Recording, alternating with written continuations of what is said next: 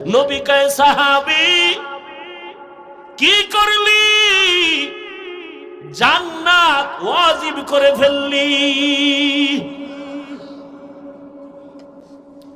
জান্নাত ওয়াজিব করে ফেলেছো, মোহরে নবুয়তে চুমো দিয়েছো। রহমতের নবী আমার, তার হাতে গড়া সাহাবী আবু বকর, নবী নাই, খেলাফতের দায়িত্বে আবু বকর বসে আছে। আল্লাহর আযাবের ভয়, আদালতে হিসাবের ভয়। নবী বলেন আমার হুজরার পাশেই তো মসজিদে নববী, আমি এশার নামাজ পড়ে ঘুমাই, আমার চোখ বন্ধ, আমার অন্তর ঘুমায় না। রাতের গভীরে হঠাৎ আমার কানে আওয়াজ আসছে, কে যেন মসজিদের ভেতরে কাঁদে রাতের আধারে।